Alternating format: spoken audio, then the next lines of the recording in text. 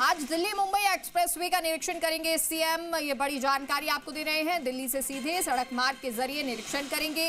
राजस्थान के सबसे महत्वपूर्ण एक्सप्रेसवे हिस्से की प्रगति पर विशेष फोकस रहेगा। गुणवत्ता और समय सीमा पालन पर विस्तृत समीक्षा की जाएगी। गडकरी दिल्ली से सुबह 11 बजे रवाना होंगे। दिल्ली नोएडा डायरेक्ट फ्लाईवे का जायजा लेंगे और दोपहर 1 बजे तक एक्सप्रेसवे पैकेज 2, 3, 4, 5 का जायजा लेंगे। पिछले दिनों में दौसा में हुए हादसे पॉइंट को भी देखेंगे। मंत्री एक्सप्रेसवे पर हादसे में 8 लोगों की मौत हुई थी, तो वो जो पॉइंट बने हुए हैं उनका निरीक्षण भी करेंगे। दोपहर 2 बजे मुकुंदरा टनल के लिए रवाना होंगे नितिन गडकरी। दोपहर 3 बजे बूंदी जिले में स्थित लबान इंटरचेंज पर पहुंचेंगे और सीएम भजनलाल शर्मा, लोकसभा अध्यक्ष ओम बिरला भी वहां पर रहेंगे। शाम को 5:30 बजे एक्सप्रेसवे पैकेज 6 से 15 तक निरीक्षण करेंगे और शाम को 5:30 से 6:30 बजे मुकुंदरा टनल परियोजना का जायजा लेंगे। निर्माण गुणवत्ता, प्रगति और समयबद्ध कार्यों के मौके पर ही समीक्षा की जाएगी। एनएचएआई और निर्माण एजेंसियों से विस्तृत प्रगति रिपोर्ट लेंगे मंत्री गडकरी। तो ये जानकारी आपको दे रहे हैं और बता दें कि आज महत्वपूर्ण दिन एक्सप्रेस वे को लेकर है, क्योंकि जिस तरह के हादसे हो रहे हैं ये ज़रूरी हो जाता है उन पॉइंट्स का निरीक्षण किया जाए और उन पॉइंट्स को समझा जाए कि कैसे बेहतर किया जा सकता है, और इसी को लेकर ये निरीक्षण किया जाएगा।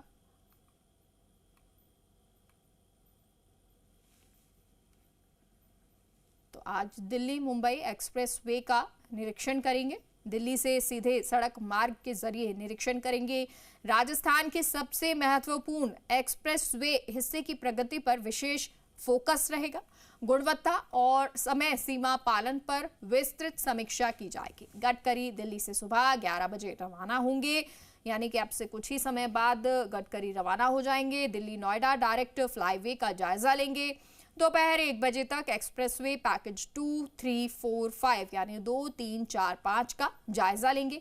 पिछले दिनों दौसा में हुए हादसे पॉइंट को भी देखेंगे मंत्री। एक्सप्रेसवे पर हादसे में 8 लोगों की मौत हुई। दोपहर 2 बजे मुकुंदरा टनल के लिए नितिन गडकरी रवाना होंगे और दोपहर 3 बजे बूंदी जिले में स्थित लबान इंटरचेंज पर पहुंचेंगे। और राजेंद्र हमारे साथ खबर पर जुड़ गए हैं। राजेंद्र, क्योंकि अब जो गडकरी हैं उनका 1 बजे का अलग कार्यक्रम है, 2 बजे मुकुंदरा टनल जाने का कार्यक्रम है, क्या कुछ इसको लेकर जानकारी और क्या तैयारियां पूरी हो गई है?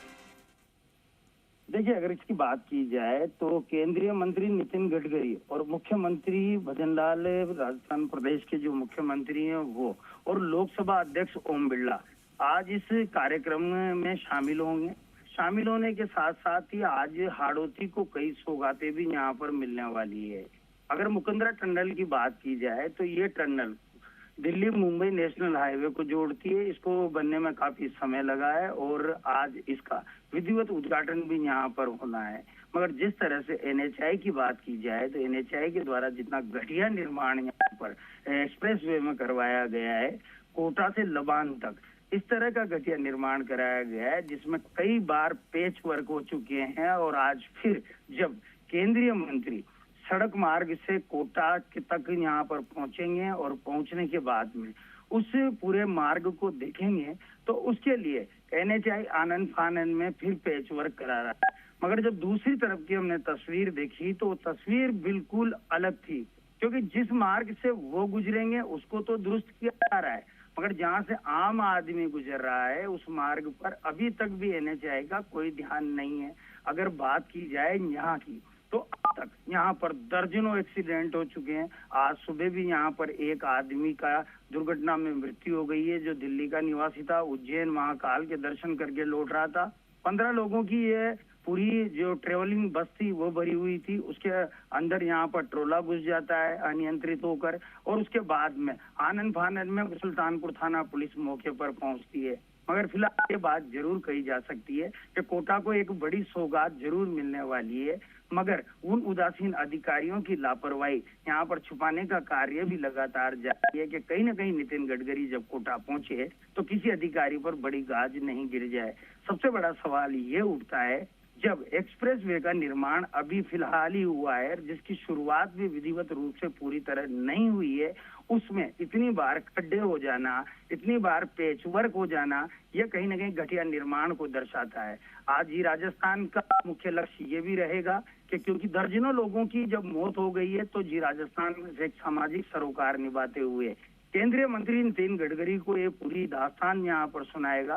सारे जितने भी थाना क्षेत्र है, मंडाना, सुल्तानपुर, कैथून, दिगोद, इसके बाद में और जो थाना क्षेत्र आते हैं, वहां से आंकड़ा लिया जाएगा कि आखिरकार इतनी ये दुर्घटनाएं इसी जगह पर क्यों हुई, क्योंकि लगातार जो दुर्घटनाओं का जो सिलसिला है वो लगातार जारी है।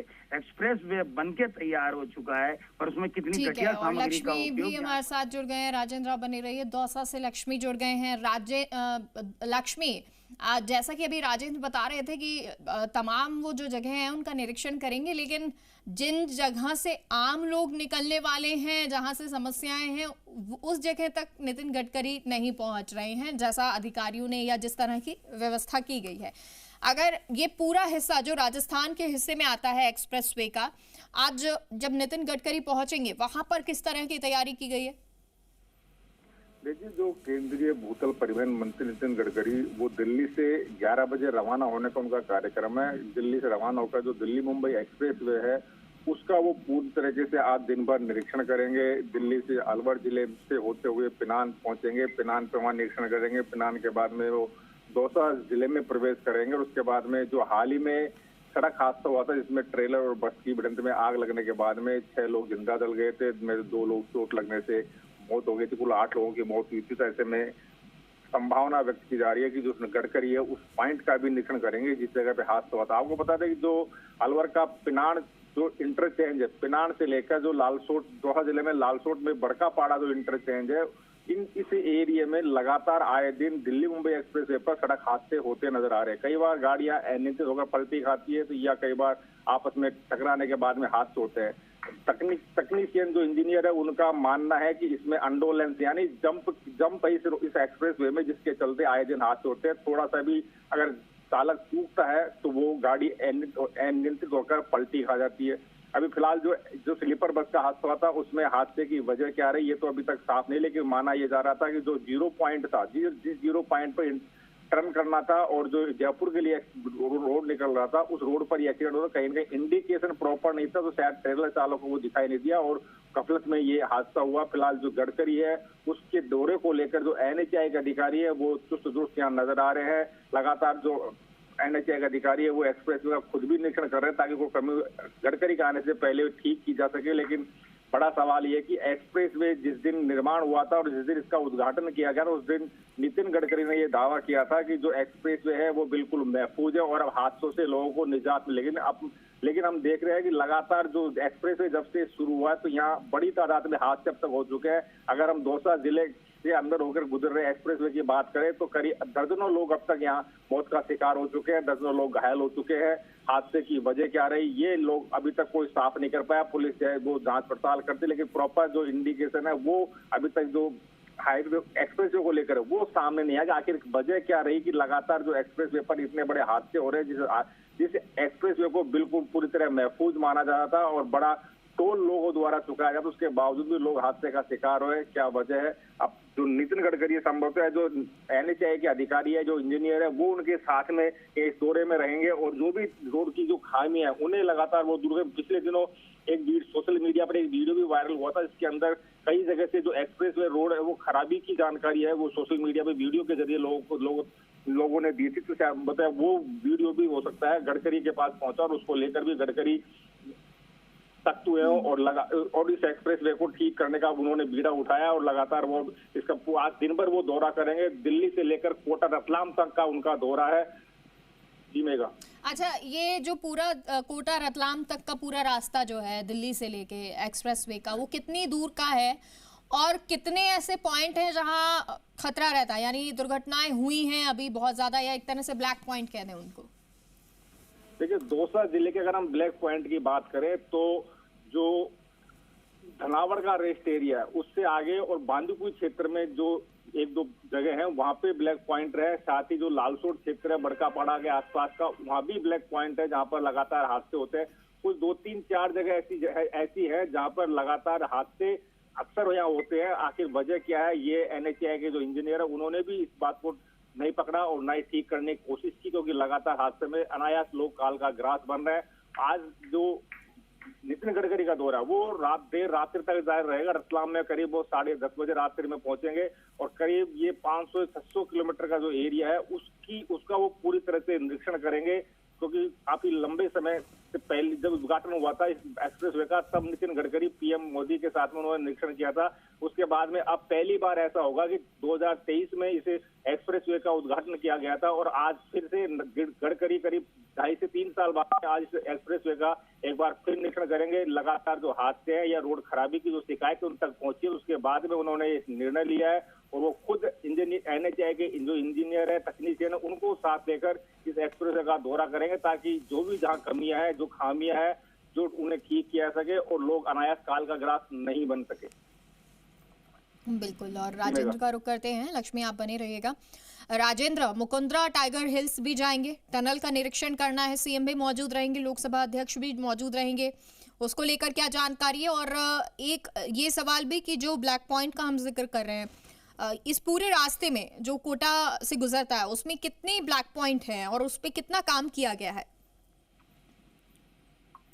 देखिए, अगर बात की जाए इन ब्लैक पॉइंटों की, तो इन ब्लैक पॉइंटों पर किसी भी प्रकार का अब तक कोई कार्य नहीं किया गया है, क्योंकि NHAI में यहाँ से कोटा से लेकर लबान तक इतने गड्ढे हैं और इतना अनसंतुलित रोड एक्सप्रेसवे बनाया गया है, जिसमें गाड़ी को अगर आप चलाते हैं और वो 100 की स्पीड पर भी होती है तो उछकती हुई यहाँ पर दिखाई देती है।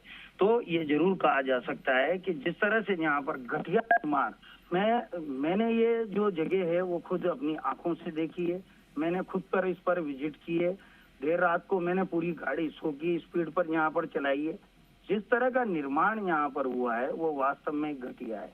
एक्सप्रेसवे को ऊंचा जरूर कर दिया गया है, मगर उसमें जो मिट्टी भरी और कंक्रीट बनने के बाद में जो रोड बनाया गया वो काफी घटिया है।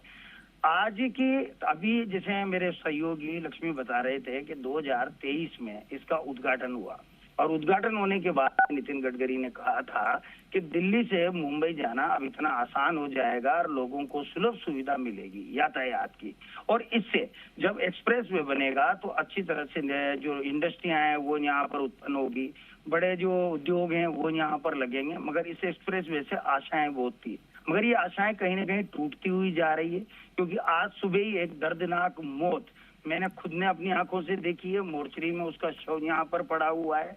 लापरवाही किसकी है? लापरवाही पर ही ध्यान देना जरूरी है। यहाँ पर जो NHAI के जो अधिकारी हैं वो ध्यान देते नहीं है बिल्कुल भी।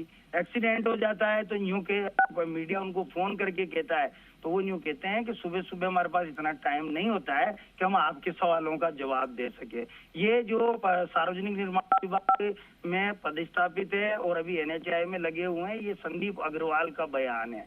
तो ये जरूर कहा जा सकता है कि जिस तरह से इन उदासीन अधिकारियों ने केंद्र सरकार की ये योजनाओं की मट्टी पलीती यहाँ पर कर रहे हैं, इनके खिलाफ कार्रवाई होनी चाहिए।